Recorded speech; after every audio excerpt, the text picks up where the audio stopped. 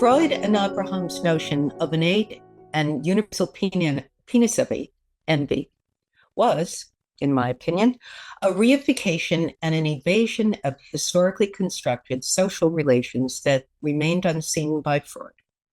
Given his tendency to construe traits and behaviors that he saw in himself and those around him in Vienna at the turn of the century as universal and unchanging, Freud misread women's envy of what men possessed as some deep, essential, and biologically based characteristic.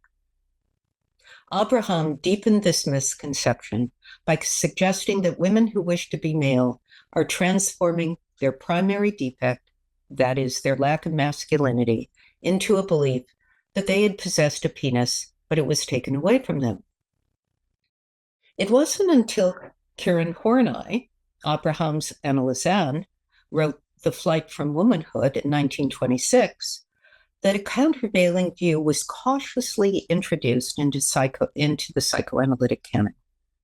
While she too noted the widespread desire to be a man, so familiar to us from the analyses of adult women, she asserted that this desire, quote, had only very little to do with that early infantile primary penis envy.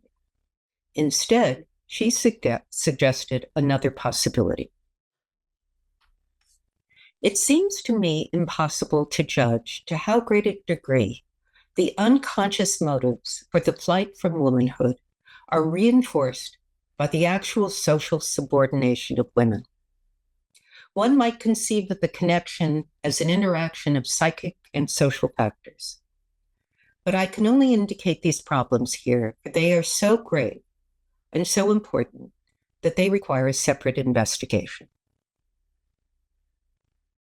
Today, we are also faced with the need to investigate into what Horney termed the flight from womanhood. Just as early 20th century psychoanalysts were addressing their female patients' desire to be men, in the early 21st century, we find a dramatic increase in girls and young women voicing the same desire. And as was the case with Freud, Abraham, and the majority of their colleagues, the response appears to be to posit an innate, essentialist explanation rather than a social one to account for the wish to be a man. The actual social subordination of women that Horney identified in 1926 as the cause of women's envy of men looks quite different today. Economic, cultural, political, and ideological forms of sexism have changed radically over the century.